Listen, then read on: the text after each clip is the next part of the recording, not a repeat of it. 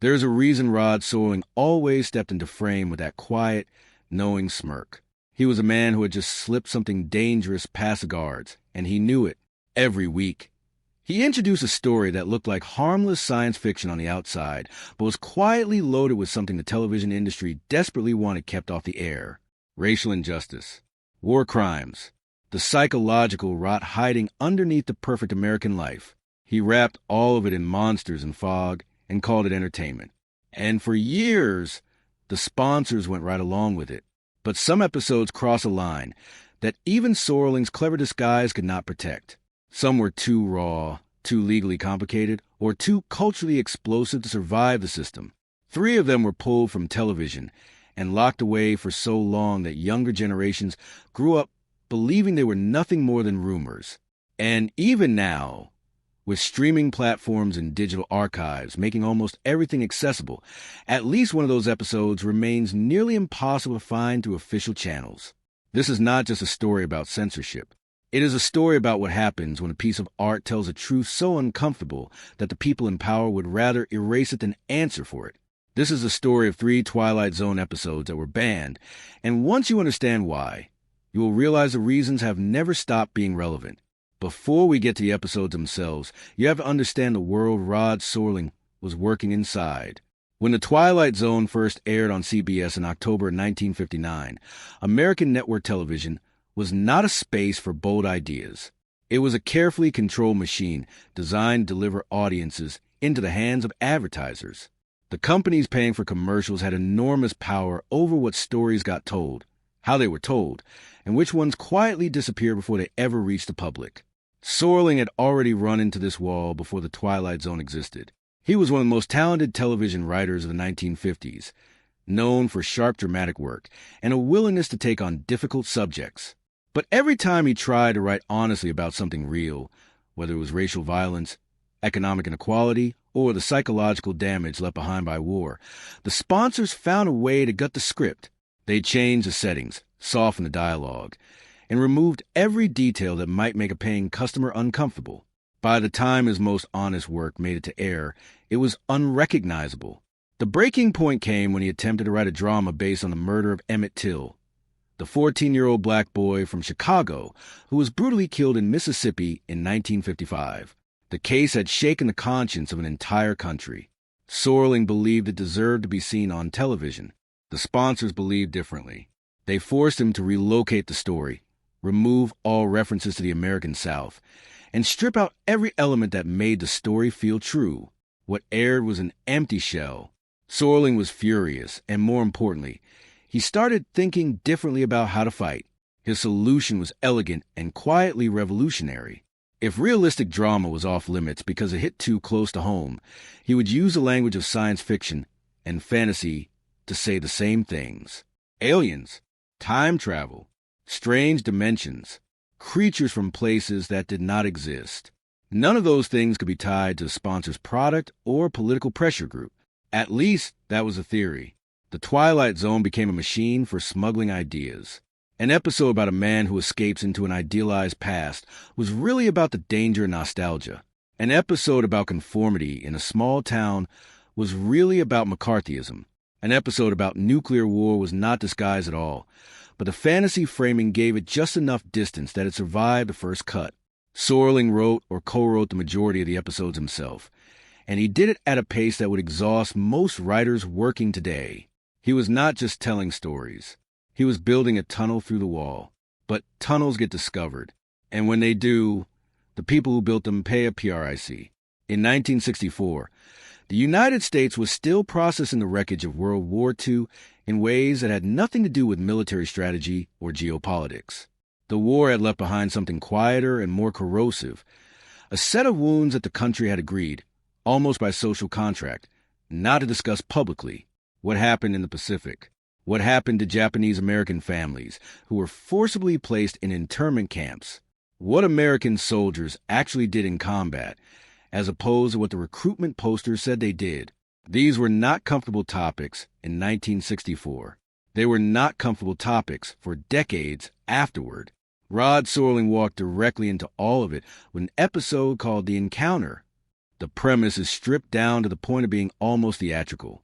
A white American War veteran named Fenton, played by Neville Brand, is cleaning out his attic when a young Japanese-American man named Taro, played by a then-unknown George Takei, arrives looking for yard work. Fenton invites him up. That is essentially the entire set design. Two men, an attic, the summer heat, and a Japanese samurai sword sitting on a table like a loaded goo. And the sword is central to everything. Fenton claims he took it from a Japanese soldier he killed during the war, which he describes as a moment of heroism. But the longer the two men talk, the more the story changes. The heat in the attic grows more oppressive. The sword seems to exert a strange gravitational pull on Taro, who feels compelled to touch it and cannot explain why. And as the conversation moves through layers of politeness into something darker, both men begin confessing things they have never said out loud. Fenton's confession is the one that would cause an uproar regardless of what else the episode contained. He admits that he did not kill the sword's original owner in fair combat. The man had been trying to surrender, and Fenton killed him anyway. It was not bravery. It was a war crime, committed by an ordinary American man who had convinced himself it did not count because of who the victim was. Taro's revelation is equally explosive for entirely different reasons. His father, he admits, was not simply a civilian caught in the chaos of wartime. His father had actively collaborated with the Japanese military, providing intelligence that helped guide the attack on Pearl Harbor. This was a charge that had been leveled against Japanese Americans as a community during the war, used to justify internment, and almost entirely without basis in fact. Sorling was using fiction to name the fear rather than dismiss it, a choice that satisfied almost no one. The reaction when the episode aired was immediate and severe. Veterans organizations accused the show of defaming American soldiers.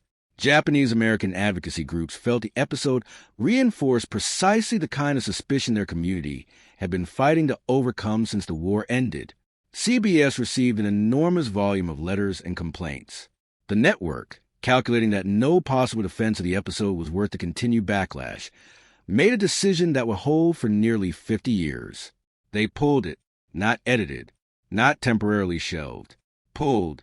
The encounter was not included in any rerun packages. It was not sold to local stations. It was not listed in official episode guides for years. It existed, for most viewers, only as a rumor passed between fans who had caught on its original broadcast date or read about it in old television magazines. What makes the band particularly significant is what it reveals about the limits of Sorling's strategy. His use of science fiction and fantasy as protective cover worked when the metaphors were at least partly obscured. The moment he wrote an episode where the uncomfortable truth was stated plainly by the characters themselves, the mask could not hold. There were no Martians in the encounter to absorb the discomfort. There was just an attic, a sword, and two men saying things that American television in 1964 was constitutionally unwilling to broadcast. The episode resurfaced decades later, first through fan-circulated copies, and eventually through digital platforms. When modern audiences finally saw it, many of them were struck not by how offensive it was, but by how honest. The conversation Fenton and Taro have in that attic, uncomfortable as it is a kind of conversation that the country was actively avoiding in 1964 and has continued to find difficult in the decade since. Sorling wrote it knowing it would create problems. Whether he predicted that those problems would last 50 years is another question entirely. Not every banned episode disappears because of something it says. Sometimes an episode gets erased because of something a lawyer writes on a piece of paper. The Miniature is a masterclass in first case, and its absence from television for over 2 decades had nothing to do with politics, community outrage, or nervous executives worried about sponsors. It had everything to do with copyright law and the particular paranoia that sets in when a network realizes it might have to go to court. The episode itself is one of the more quietly devastating things that aired during the entire run of the Twilight Zone.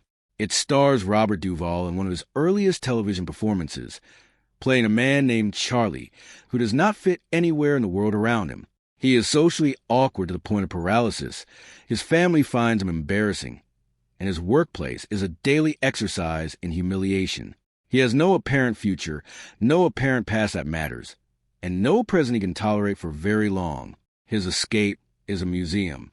Specifically, It is a Victorian-era dollhouse on display behind glass, so elaborately detailed that it functions as a complete miniature world. Most people walk past it without stopping. Charlie cannot stop. He begins visiting the museum every day, pressing his face to the glass, watching, and then, in the way that the Twilight Zone operates, something impossible begins to happen. The woman inside the dollhouse is alive. She plays the piano. She moves from room to room. She has, as far as Charlie can tell, an entire interior life playing out behind the glass in perfect, tiny silence. Nobody else can see her. The museum staff begins to notice that a grown man is spending hours talking to a display case. Charlie's family becomes convinced he is experiencing a breakdown and arranges for him to be evaluated. The episode resists the obvious move of revealing whether the woman is real or imagined, and it resists it deliberately. The point is not whether Charlie is hallucinating.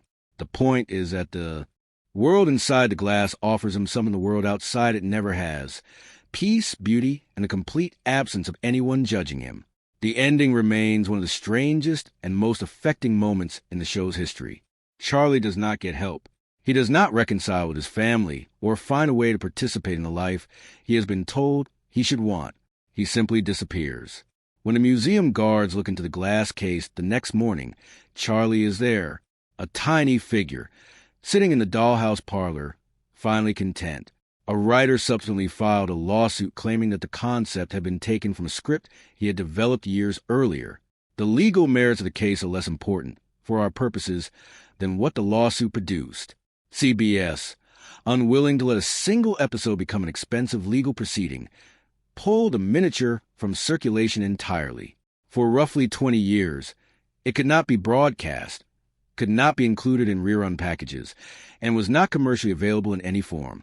It was not until the legal dispute was eventually resolved, sometime in the 1980s, that the episode became accessible again. What is interesting about the miniature, in retrospect, is how accurately it captures something about loneliness and escapism that has only become more resonant with time. Charlie's retreat into a beautiful, controlled, self-contained world where nothing can hurt him reads very differently in an era of social media, online gaming, and virtual communities than it did in 1963. Sorling wrote him as a tragic figure, but audiences watching the episode today are not always certain the ending is entirely sad. That ambiguity is part of what makes the episode linger. The third episode in this category is one that fewer people discuss, partly because its disappearance was quieter and its eventual return less celebrated. Sounds and Silences aired during the fifth and final season of The Twilight Zone, a season produced under considerable financial strain and with a level of creative exhaustion that occasionally showed. But this episode is not a product of exhaustion. It is one of the strangest psychological portraits the show ever produced, and its disappearance, like the miniature, was a product of legal dispute rather than moral panic. The story follows a man named Roswell Flemington, who is the kind of person that exists in real life in recognizable form. Someone who uses noise as a weapon and a shield simultaneously. He owns a shipyard and treats it like a personal concert hall, blaring recorded sound at all hours, shouting conversations that could be whispered, filling every moment of quiet with something loud. His wife eventually leaves him because there is simply no room in the house for her own thoughts. Flemington does not particularly care. To him, sound is existence. Silence is death. The universe, operating according to Twilight Zone logic, decides to address this directly. Flemington's hearing undergoes a radical transformation. Suddenly, the smallest sounds are amplified to the point of physical pain. A pen touching paper sounds like an explosion. A door closing at the far end of a corridor registers as a thunderclap. He cannot escape it. He seeks medical help, and the treatment works, but overcorrects catastrophically. The amplification reverses. Every sound in the world disappears. He cannot hear his own voice. He cannot hear his footsteps. He stands in his own home, shouting, and there is nothing. Complete silence. The very thing he used to weaponize against others has now been removed from his world entirely. The episode is not subtle about what it is doing. Flemington is a bully, and the story is constructed as a punishment that fits his particular crime. But what elevates it beyond simple moral fable is a performance, and the production's willingness to sit with the horror of complete sensory deprivation rather than rushing past it. The silence in the episode's final act is not played for laughs or even for traditional horror. It is played as a kind of madness, the specific madness of a person whose entire identity has been removed along with his hearing. Shortly after the episode aired, a copyright claim emerged, following a similar pattern to what had happened with the miniature. A writer alleged that the concept had been taken from earlier work. CBS, by this point quite familiar with how expensive and disruptive these disputes could become, withdrew the episode from circulation. It remained difficult to find for years, appearing occasionally in incomplete syndication packages, but never reliably, never officially. The production itself was reportedly troubled, with accounts of unusual tension on set that cast members discussed in interviews years later. When the episode eventually resurfaced and became more widely available, it attracted a modest critical reassessment. Viewed alongside the miniature, it forms an interesting pairing. 2 episodes about men whose relationship to the external world has become pathological, and whose ultimate punishment is not violence or death, but the removal of the one sense through which they have always controlled their environment. One man loses his ability to escape into beauty. One man loses his ability to